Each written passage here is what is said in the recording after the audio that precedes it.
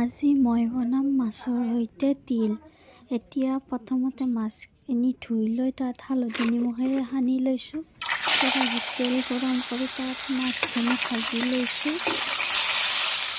মাছখিনি ভজা হোৱাৰ পাছত একে কেৰাহীতে তিলখিনিও ভাজি লৈছোঁ। ভাজি লৈ সেইখিনি শুকান গুড়ি কৰি লৈছোঁ মিক্সিত। এইখিনি গুড়ি কৰি লৈ এটা পাত্ৰত উলিয়াই লৈছোঁ। লৈ সেই একেটা পাত্ৰতে ধনিয়া, কেঁচা জলকীয়া আৰু পিঁয়াজ মিক্সিত মাৰি লৈছোঁ। এই নহৰু পেষ্ট এইখিনি।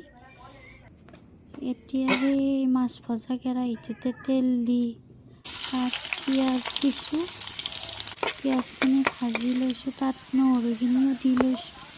নহৰুখিনি দি নিমখ, হালধি, জিৰা, ধনিয়াৰ গুড়িখিনি দি অকণমান ভাজি লৈছোঁ।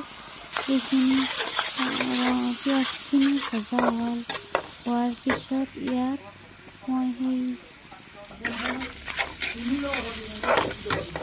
ধনিয়াৰ পেষ্টটো দি দিছোঁ।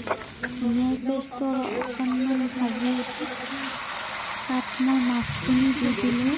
মাছখিনি দি অকণমান গৰম পানী দি তাত মই শেষত তিলখিনি দি এনেকৈ বনালোঁ আজি।